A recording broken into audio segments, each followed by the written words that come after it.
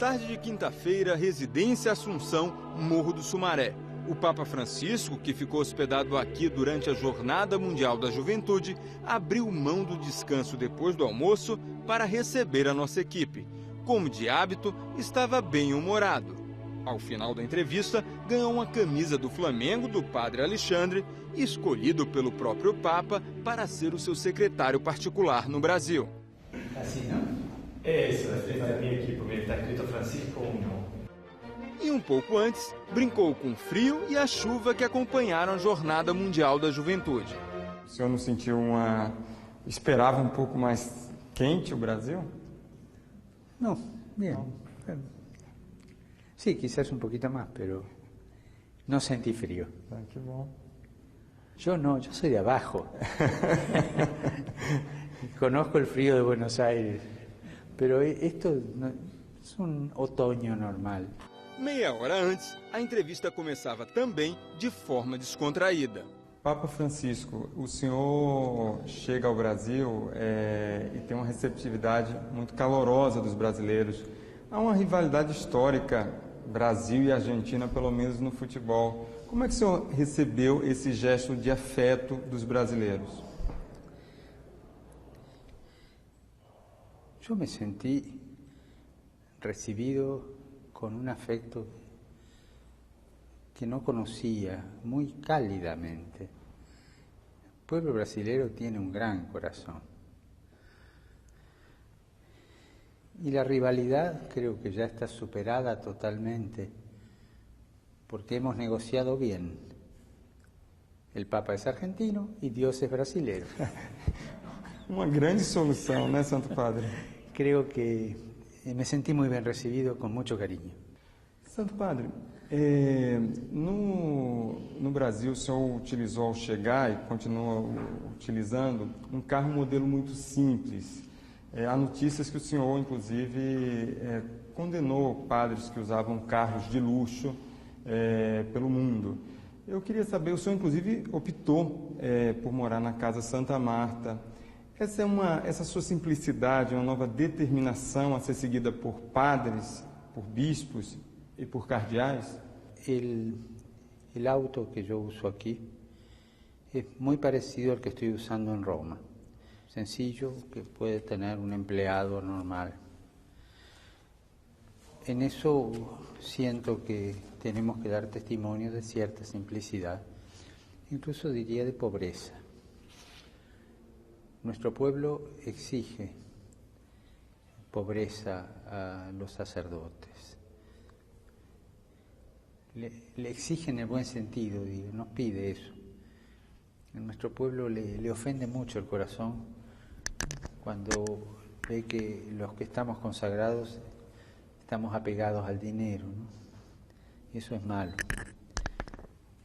Y realmente no es un buen ejemplo que un sacerdote tenga un auto último modelo de marca, ¿no? Yo creo que, se lo digo a los párrocos, en Buenos Aires se lo decía siempre, es necesario que el cura tenga una máquina, un carro, un auto, es necesario, porque en la parroquia hay 1000 cosas que hacer, tiene que moverse, pero que sea un auto modesto, ¿no? Eso respecto al auto. Respecto a que me quedé a vivir en Santa Marta, no fue tanto por razones de simplicidad, porque el apartamento papal es grande, pero no es lujoso. Pero mi opción por quedarme en Santa Marta fue por mi modo de ser. Yo no puedo vivir solo, no puedo vivir encerrado, yo necesito contacto con la gente. Entonces, suelo explicitarlo así. Yo me quedé en Santa Marta por razones psiquiátricas, para no tener que estar sufriendo esa soledad que no me hace bien. Y también por razones de pobreza, porque si no hubiera tenido que pagar en psiquiatras mucha plata, y entonces no es bueno eso. No, es por estar con la gente.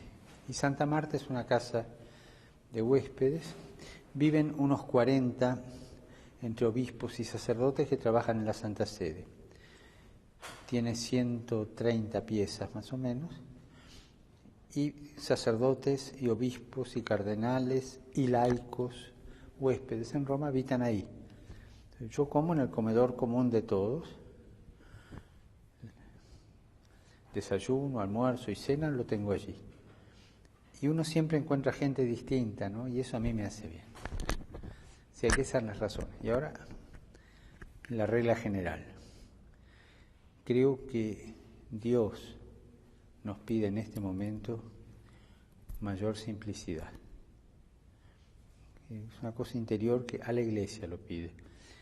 O Santo Padre, quando o senhor chegou ao Rio de Janeiro, houve falhas na segurança. Inclusive ali o seu carro foi ali levado para o meio da multidão. O Papa Francisco ficou com medo? Qual foi o seu sentimento naquele momento? Yo no tengo miedo.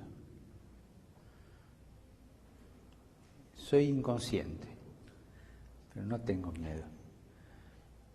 Sé que nadie se muere en la víspera. Cuando me toque, lo que Dios permita, será.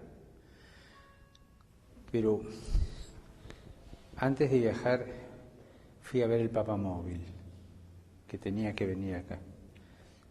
Y estaba con vidrios todo. Si usted va a ver a alguien que quiere mucho, amigos, con ganas de comunicarse, ¿usted los va a visitar dentro de una caja de vidrio? No.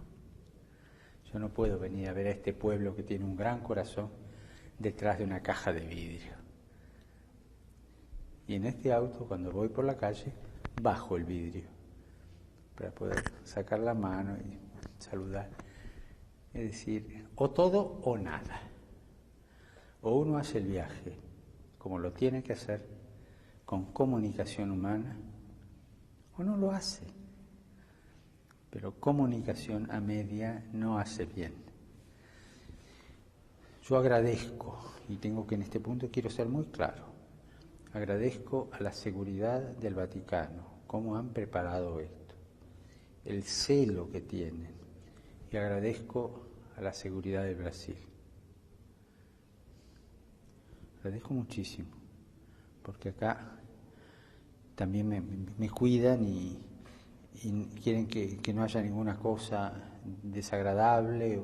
Puede suceder que alguien me dé una trompada, o puede suceder. O sea, las dos seguridades han trabajado muy bien, pero las dos saben que yo soy un indisciplinado en ese aspecto, pero no por jugarla de enfant terrible, no, sino porque simplemente vengo a visitar gente y quiero tratarla como gente, tocarla. Nas últimas 2 décadas, houve uma redução de quase 20 pontos percentuais do número de católicos no Brasil. No mesmo período, a população evangélica aumentou.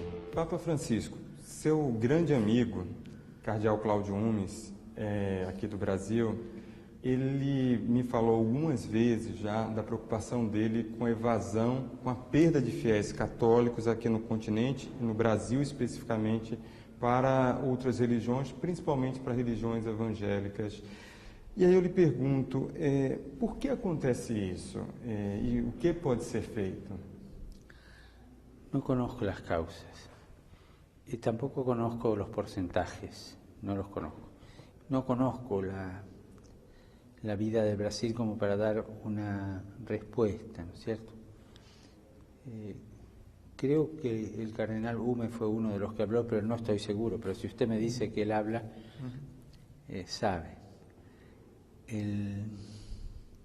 No sabría qué explicarlo. Invento una cosa. Para mí es fundamental la cercanía de la Iglesia. O sea, la Iglesia es madre. Ni usted ni yo conocemos ninguna mamá por correspondencia.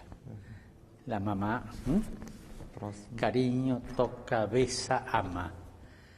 Cuando la Iglesia, ocupada en mil cosas, descuida la cercanía, descuida esto y se comunica solamente con documentos, es como la mamá que se comunica con su hijo por carta. No sé si esto pasó en el Brasil, no sé, pero sé que en algunos lugares de Argentina que conozco sí pasó eso. Y la falta de cercanía de sacerdotes, faltan sacerdotes, entonces se deja un pueblo sin sacerdotes, ¿no? Y entonces la gente busca, tiene necesidad del Evangelio. Me contaba un sacerdote que fue como misionero a una ciudad del sur de Argentina donde hace casi 20 años que no tenían sacerdote. Evidentemente que la gente iba a escuchar al pastor, que necesitaba escuchar la palabra de Dios. Cuando él fue, una señora, una mujer muy culta, le dijo: estoy enojada con la iglesia porque nos abandonó. Yo ahora voy al culto los domingos a escuchar al pastor, que es el que alimentó nuestra fe durante todo este tiempo. O sea, falta de cercanía, ¿no? Y bueno, hablaron de eso, el sacerdote muy bien la escuchó, y cuando ya se iba para saludarla, le dijo: padre, un momento, venga. Y lo llevó hasta un armario. Abrió el armario, tenía la imagen de la Virgen, y le dijo: padre, la tengo escondida para que no la vea el pastor. O sea, esa mujer iba al pastor, respetaba al pastor. El pastor le hablaba de Dios y ella lo aceptaba, porque no tenía suministro ella. Pero las raíces de pertenencia las conservó escondidas en un ropero, pero las tenía. Ese es el fenómeno más, para mí, más serio. Este episodio me demuestra muchas veces el drama de esto, de esta fuga, digamos, de este cambio. Falta de cercanía. Yo vuelvo a repetir esta imagen. La madre así tiene al hijo. Lo cuida, lo besa, lo acaricia y lo alimenta. No por correspondencia. O Papa Bento XVI renunciou em fevereiro, no momento em que a Cúria Romana, o organismo que administra a Igreja, era alvo de uma série de escândalos. Lavagem de dinheiro no Banco do Vaticano, o vazamento de documentos sigilosos, conhecido como Vatilix, e no mundo havia também os casos de pedofilia envolvendo muitos países. Assim que assumiu, o Papa Francisco iniciou uma série de mudanças. Criou uma comissão para reformar a Cúria e alterou o Código Penal do Vaticano para punir com mais rigor abusos sexuais contra crianças, crimes financeiros e vazamentos de documentos. Recentemente, depois que o Papa nomeou uma comissão para fiscalizar o Banco do Vaticano, investigações sobre lavagem de dinheiro levaram à prisão Monsenhor Nunzio Scarano, acusado de levar 20 milhões de euros da Suíça para a Itália em jatinho privado. Neste trecho da entrevista, eu pedi que ele falasse especificamente dos escândalos que envolvem a Cúria. Papa Francisco, quando o senhor foi escolhido no conclave, a Cúria Romana, especificamente, era alvo de críticas, inclusive críticas internas de vários cardeais. E o sentimento que eu percebi, pelo menos dos cardeais com quem eu conversei, era um sentimento de mudança. Esse sentimento está correto? Usted lo nombró hace un rato, este paréntesis. Cuando yo fui elegido tenía al lado a mi amigo, el cardenal Gómez, porque en orden de decanancia, pues estamos uno detrás del otro, ¿no? Y fue el que me dijo esa frase que me hizo tanto bien: no te olvides de los pobres. Qué lindo. La Curia Romana. Bueno, la Curia Romana siempre se la criticó, más o menos. Se presta a críticas y como tiene que resolver muchas cosas, algunas cosas gustan, otras nos gustan, algunos trámites están bien encausados, otros están mal enfocados, mal encausados, como en toda organización. Yo le diría esto: en la Curia Romana Hay muchos santos, cardenales santos, obispos santos, sacerdotes, religiosas, laicos santos, gente de Dios que ama a la Iglesia. Pero eso no se ve. Hace más ruido un árbol que cae que no un bosque que crece. Se escucha el ruido de los escándalos. Ahora estamos con un escándalo de transferencia de $10 millones o 20 millones, no sé, de un monseñor de ahí. Un bonito favor le hace a la Iglesia a este señor, ¿no? Pero hay que reconocerlo, este señor obró mal y la Iglesia tiene que darle la sanción que merece, obró mal. O sea, hay casos de ese tipo. En el momento del conclave, antes están los que se llaman congregaciones generales y hemos tenido una semana de reuniones, los cardenales. Y ahí se hablaba claramente de los problemas, todo, ahí se habla de todo, porque estábamos nosotros solos y para ver cómo está la realidad y hacer el perfil del próximo Papa. Y ahí salieron problemas serios, derivados en parte de los que ustedes conocen, de los Batilix y todas esas cosas, ¿no? Había problemas de escándalo allí, ¿no? Pero los santos seguían estando, ¿no? Esos hombres que dieron su vida y la dan por la Iglesia de manera silenciosa y con celo apostólico. También se habló de ciertas reformas funcionales que había que hacer. Eso es verdad. Y se pidió al nuevo Papa que tratara de hacer una comisión outsider para estudiar los problemas de reorganización de la curia romana. Al mes de mi elección, yo nombré esa comisión de 8 cardenales, uno de cada continente. En América, 2, uno de América del Norte y otro de América del Sur, con un coordinador que también es latinoamericano y un secretario que es italiano.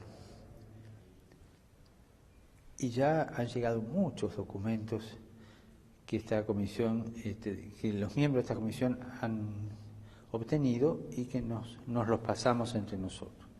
Tendremos la primera reunión oficial 1, 2 y 3 de octubre. Y ahí se verán algunas pautas.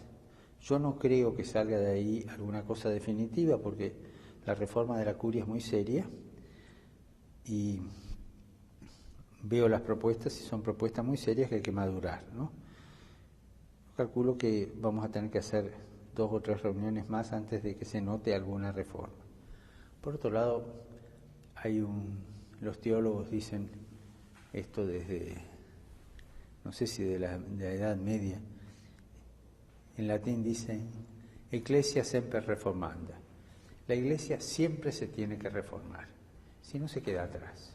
Así que también esto no solo es por los escándalos del Batilix, que los conoce todo el mundo, sino porque la Iglesia siempre se tiene que reformar. Y hay cosas que servían para el siglo pasado, hay cosas que servían para otras épocas o para otros puntos de vista y que ahora no sirven más y que hay que reacomodarlas. Entonces así la Iglesia es dinámica y responde a las cosas de la vida, ¿no? Y todo esto se pidió en la reunión de cardenales previa. Nesse momento, o senhor chega, queria saber da sua mensagem aos jovens brasileiros. Estamos na Jornada Mundial da Juventude. Sua mensagem no momento em que os jovens estão nas ruas do Brasil protestando e demonstrando insatisfação. Insatisfação de uma forma muito ampla. Eu queria saber qual a mensagem para esses jovens. En primer lugar, que hay muy claro que no conozco los motivos de la protesta de los jóvenes. O sea, si yo digo algo sin aclarar esto, hago daño a todos, porque doy una opinión sin conocer, ¿no? O sea, con toda franqueza le digo, yo no conozco bien el por qué los jóvenes protestan. Primer punto. Segundo punto, un joven que no proteste, a mí no me gusta. Porque el joven tiene la ilusión de la utopía. Y la utopía no siempre es mala, ¿no? La utopía es respirar y mirar adelante, ¿no? Y un joven tiene más frescura, menos experiencia de la vida, es verdad, ¿no? A veces la experiencia de la vida nos frena, pero tiene más frescura para decir sus cosas. Un joven es esencialmente un disconforme, y eso es muy lindo. Pero eso en general de todos los jóvenes. Yo diría en general, hay que escuchar a los jóvenes, hay que darles sitio de expresión y cuidarlos para que no sean manipulados. Porque hay, así como hay trata de personas, el trabajo esclavo, en tantas tratas de personas, yo me atrevería a decir una cosa, y sin ofender. Hay gente que busca la trata de jóvenes, manipulando esta ilusión, este disconformismo que hay, y después le arruinan la vida al joven. Entonces, cuidado con la manipulación de los jóvenes. Al joven siempre hay que escucharlo, cuidado en una familia. Un padre, una madre que no escuchan a su hijo joven, lo aíslan, le crean tristeza en el alma e não se enriquecem ellos. Na sequência, o Papa abordou um assunto sobre o qual ele havia falado no encontro com os fiéis argentinos na Catedral Metropolitana do Rio, na mesma quinta-feira: o dinheiro. Este mundo actual que estamos viviendo había caído en la feroz idolatría del dinero. Y se da una política mundial muy impregnada del protagonismo del dinero. Quien manda hoy es el dinero. Esto significa una política mundial de tipo economicista, sin ética que la controle, un economicismo autosuficiente, y que va arreglando las pertenencias sociales de acuerdo a esta conveniencia. ¿Qué sucede entonces?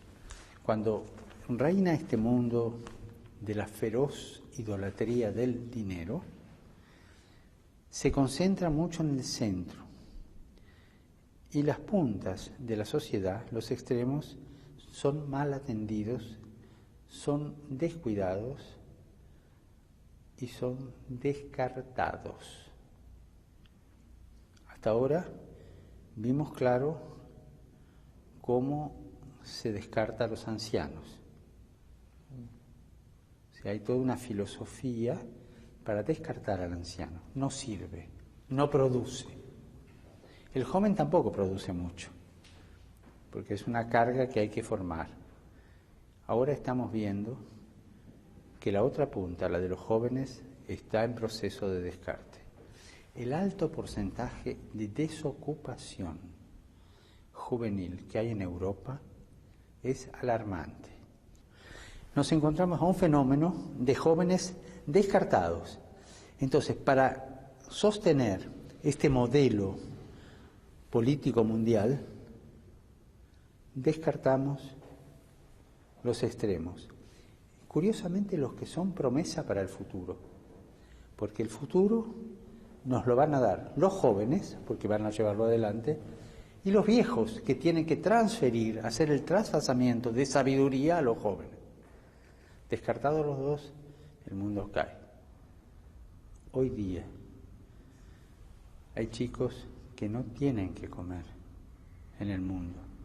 Hay chicos que mueren de hambre, de subalimentación. Basta ver ciertas fotografías de algunos lugares del mundo. Hay enfermos que no tienen acceso a la salud. Hay hombres y mujeres mendigos de calle que mueren de frío en el invierno. Hay chicos que no tienen educación. Todo eso no es noticia. Bajan 3, 4 puntos las bolsas de algunas capitales y gran catástrofe mundial. ¿Me entiende? Sí. Ese es el drama de este humanismo deshumano que estamos viviendo. Por eso hay que recuperar los extremos, los chicos y los jóvenes, y no caer en una globalización de la indiferencia de estos dos extremos que son el futuro de un pueblo. Perdón si me fui y hablé de más, pero creo que con esto le di mi punto de vista. O sea, ¿qué pasa con los jóvenes en Brasil? No sé, pero por favor, que no los manipulen, escúchenlos. Y acá hay un fenómeno mundial mucho más allá del Brasil. Papa Francisco, queria talvez a última pergunta. Qual mensagem ou o que o senhor falaria para os brasileiros católicos, mas também para os brasileiros que não são católicos, ou seja, de outras religiões? Creo que hay que fomentar una cultura del encuentro en todo el mundo. Todo el mundo.